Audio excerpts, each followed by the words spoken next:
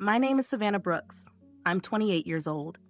The night my father threw my life out onto the lawn, I had just finished a 12-hour shift trying to keep a burned Labrador alive.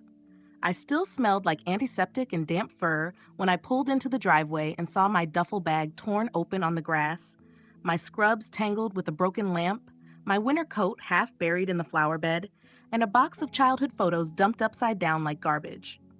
He stood there under the porch light with his phone raised, actually recording me, as if humiliating his daughter was something to capture. My mother stood behind him with her arms tightly crossed.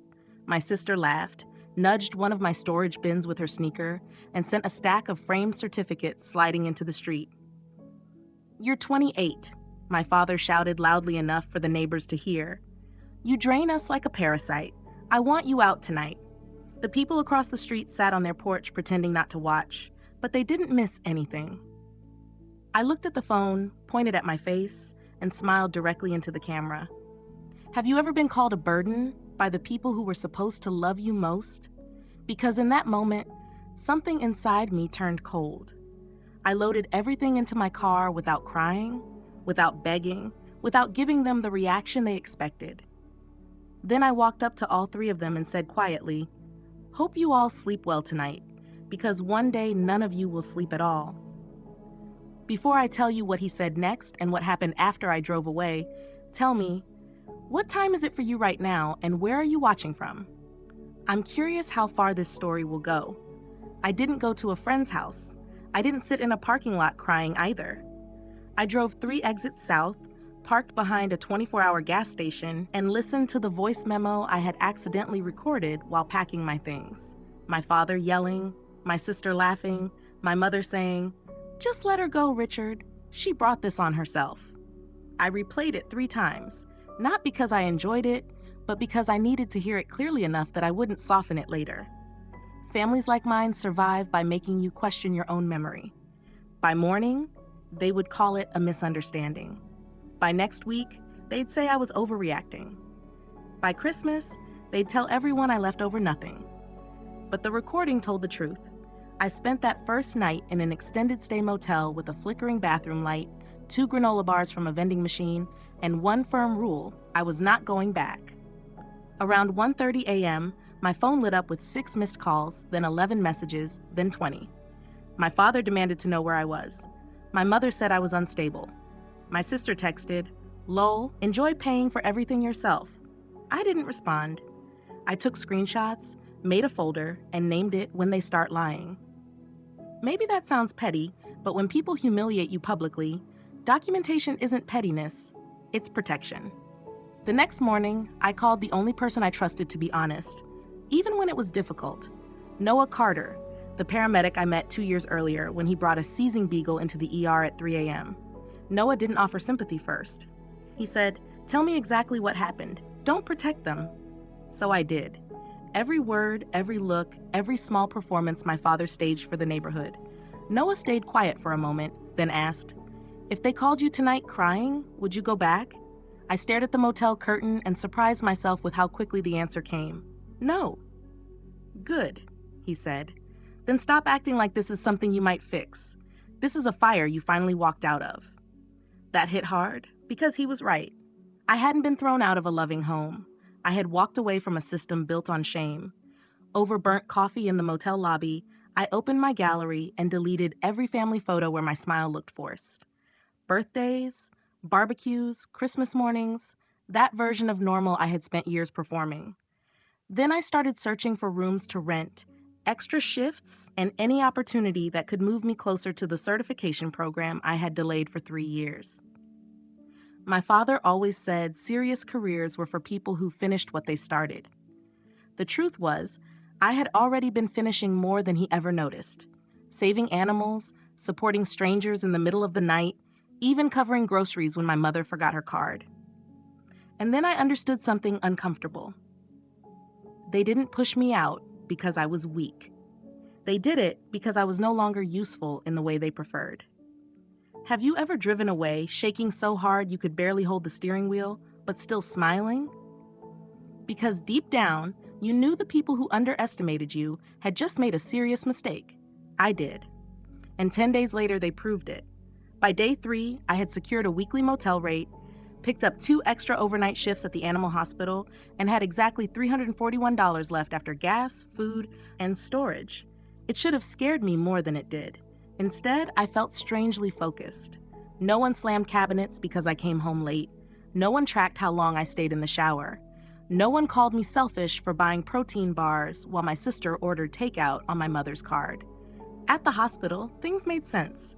A shepherd hit by a car came in at 2 a.m., and I worked on instinct, steady hands, precise actions, no panic. My supervisor, Dr. Elaine Mercer, noticed. At the end of the shift, she said, "Savannah, you're already performing at the level of someone in our advanced surgical track. Why haven't you applied?" I almost laughed. What was I supposed to say? That I had spent years in a home where ambition was treated like betrayal if it didn't serve everyone else first? Instead, I said, "Bad timing." She looked directly at me and replied, "Then maybe it's finally the right timing." That same afternoon, Noah met me outside a diner near the freeway. He slid a yellow legal pad across the table. On it, he had written 3 things: housing, certification, boundaries. "These are your priorities," he said. "Not defending yourself, not explaining yourself, not chasing closure." Then he challenged me again. "If your father shows up crying, your mother says she's worried sick, and your sister says the family is falling apart, what do you do?" I stirred my coffee and said, "I let it fall apart." Noah gave a short nod, like I had finally understood something important. We made a plan. I applied for the hospital's surgical technician certification pathway. I found a room above a retired mechanic's garage owned by a widow named Mrs. Delaney, who charged fair rent and asked only basic questions. Then I did something small but meaningful. I changed my emergency contact from my mother to Noah. It was just one tap on my phone, but it felt like cutting a connection. Meanwhile, the messages from home changed. My father stopped calling me lazy and started asking about the car title. My mother asked if I had taken anything important. My sister texted, "Do you have the login for the utility portal?" There it was. No concern, no apology, just inconvenience. That's when I realized my absence hadn't created emotional loss in that house. It created extra work. I had been the one managing the dog's medication refills, paying bills online, handling grocery orders, and running errands when my father didn't feel like it. I wasn't a burden. I was unpaid support. Once I saw that clearly, the entire narrative they built fell apart. By the end of the week, I moved in Mrs. Delaney's garage apartment with 2 duffel bags, a folding chair, and a mattress from Facebook Marketplace. The place smelled faintly of sawdust and old paint. It was perfect. On my first night there, I sat on the floor eating takeout straight from the container, surrounded by unopened boxes, and listened to the silence. Real silence. Not the tense kind that comes before an argument. Not the artificial calm where everyone is one comment away from conflict. Real silence. My phone buzzed again. My father, "This little stunt has gone on long enough." My sister, "Dad's upset because you didn't set Mom's car insurance reminder and now there's a late fee."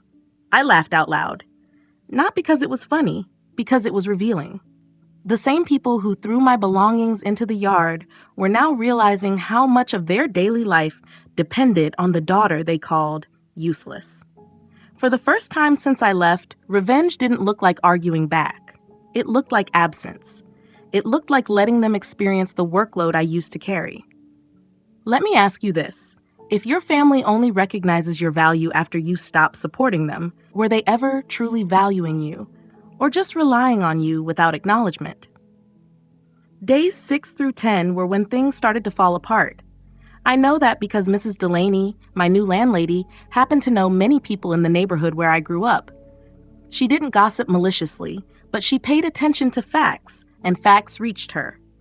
On day 6, she knocked on my door holding a casserole and said, "Honey, your father was yelling in the driveway this morning, loud enough for several houses." I didn't respond.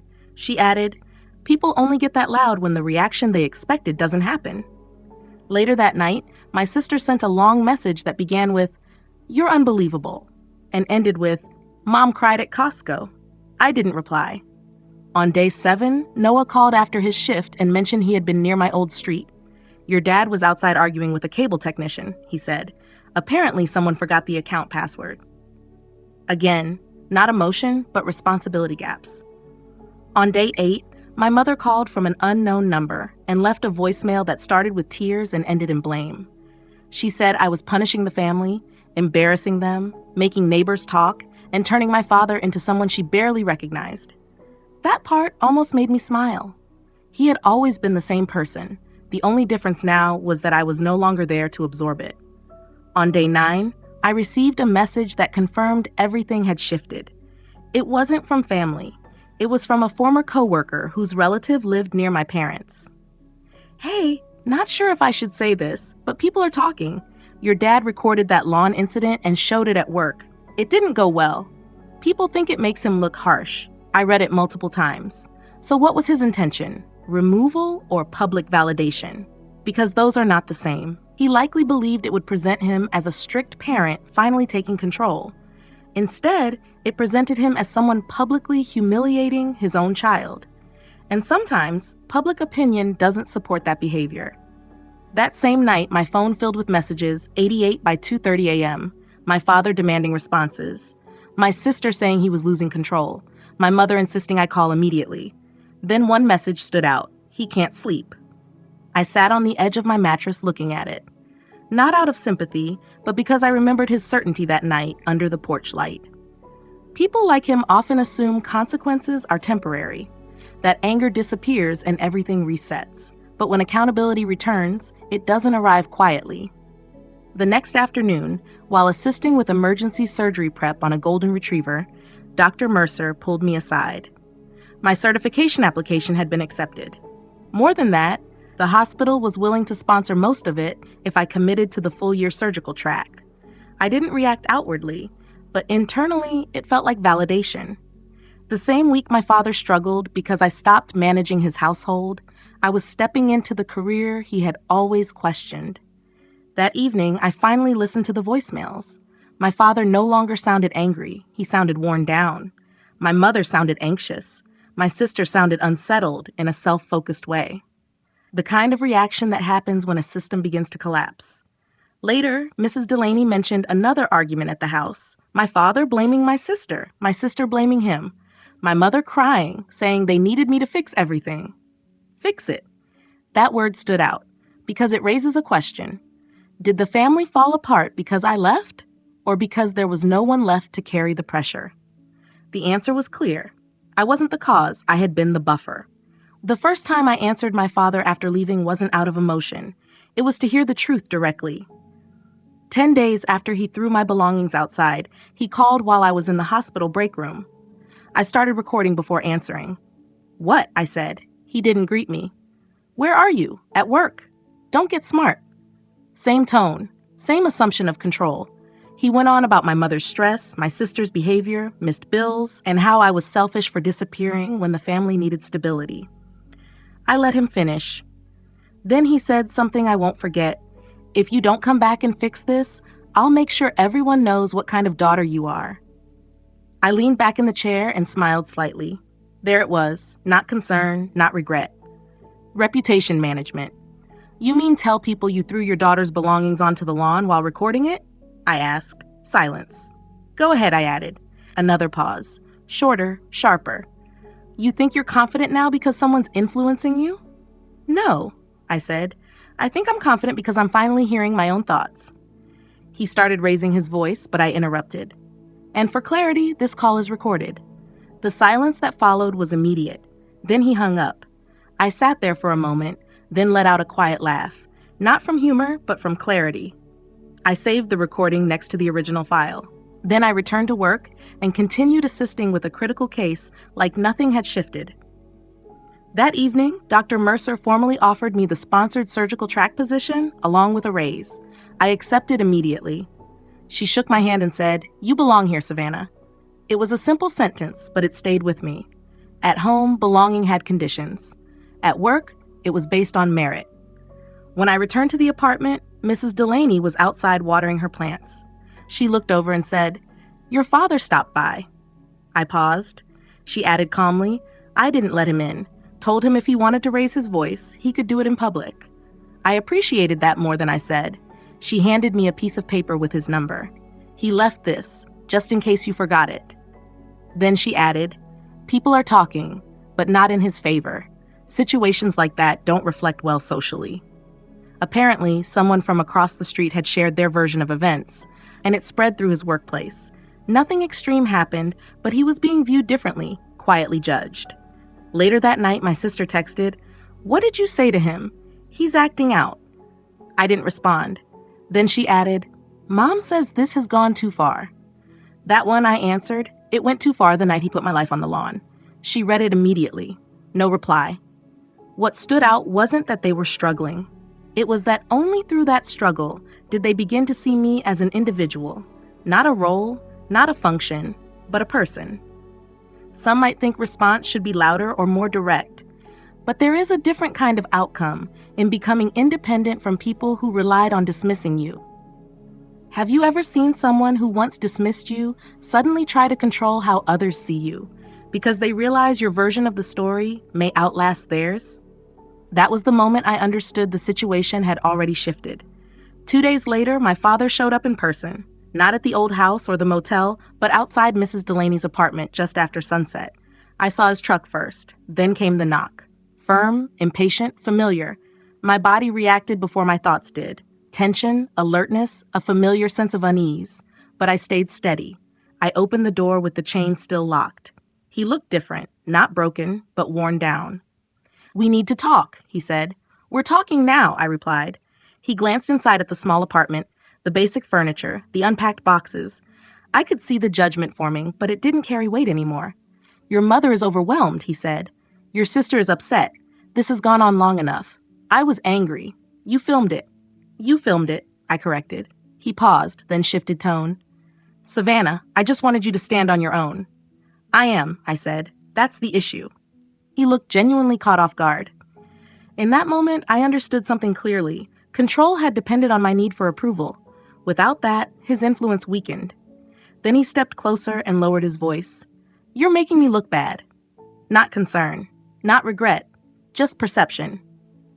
"I'm not making you look like anything," I said. "You did that yourself." He became visibly frustrated. "After everything we did for you?" "You mean everything I did for you?" I replied. "Who handled the bills? Who managed the errands? Who supported the household?" He didn't respond. The silence between us carried every task I had taken on while being told I contributed nothing. Then he said quietly, "Families don't function with daughters like you." Maybe he meant independent daughters. Maybe he meant observant ones who stopped submitting to narratives designed to diminish them. I don't know, but I opened the door just enough to meet his eyes and said, "Then maybe the family you built shouldn't continue." He flinched, noticeably. Behind him, Mrs. Delaney's porch light came on. A curtain across the street shifted. Someone was watching. "Good," I said. "Let them." He made one last attempt, reaching for my hand through the gap in the door, but I stepped back. "Leave," I said. "Now."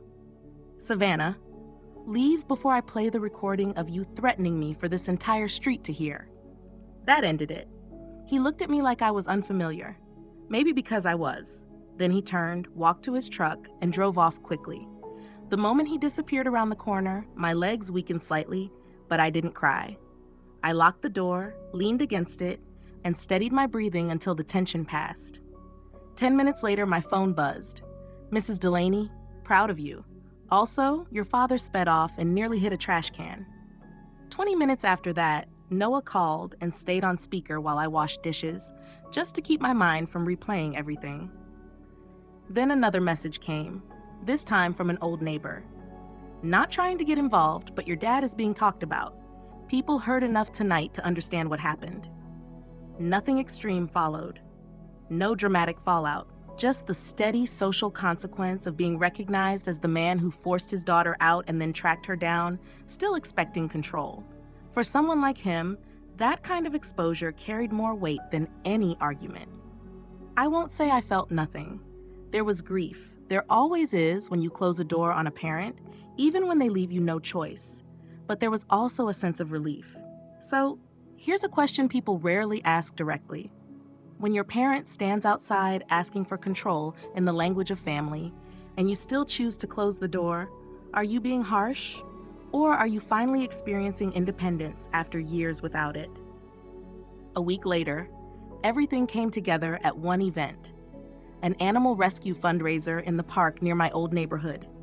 Our hospital sponsored it every spring, and since I had joined the surgical track, Dr. Mercer asked me to represent the clinic at the intake tent. I considered declining when I realized the location.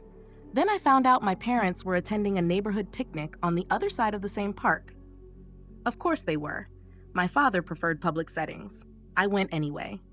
Not for closure or reconciliation, but for my work and my future. I wore clean navy scrubs with the hospital logo, clipped on my badge, tied my hair back, and focused on checking in foster dogs, answering questions, and helping a young boy overcome his fear of touching a three-legged pit mix named Rosie. I was calm, capable, and useful in ways that had nothing to do with meeting my family's expectations. Around noon, I saw them across the field. My mother at a table, my sister holding paper plates, my father speaking loudly with neighbors, trying to appear normal. Then someone noticed me, not as the daughter from that night, but as a veterinary professional managing part of the event. The atmosphere shifted. A neighbor approached me and said, "Savannah, I didn't know you worked in emergency animal care. That's impressive."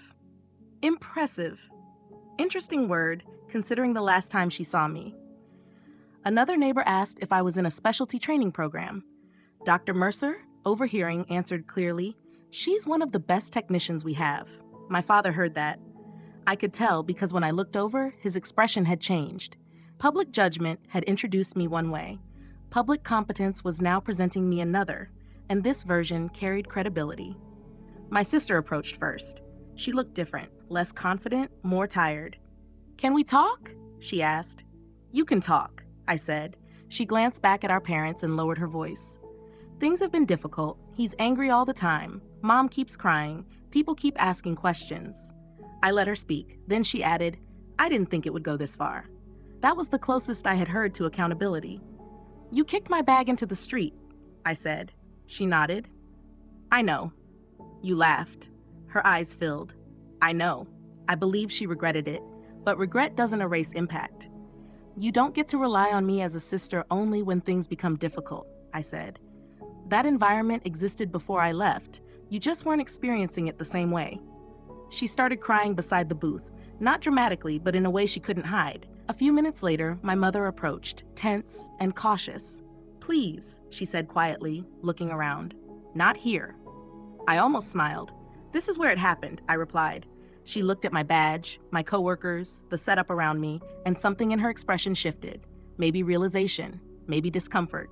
Then my father walked over. No raised voice this time. That approach no longer worked in this setting. "You look busy," he said. "I am," I answered. He looked around. At the event, the staff, the people greeting me by name. For once, he didn't seem sure how to respond. None of his usual roles applied. The daughter you tried to reduce to a burden, the moment suggested, had become independent the moment she stepped outside your control. He cleared his throat. "People have been talking." "Yes," I said.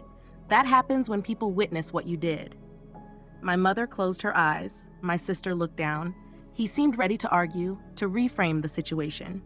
But that requires influence, and influence fades when people have already formed their own conclusions. "I didn't think," he said. "I know," I replied. "That's the issue." We stood there for a moment, surrounded by activity and quiet attention. Then I said the only thing I was willing to offer: truth, without reassurance. "I'm not coming back. I'm not fixing your household.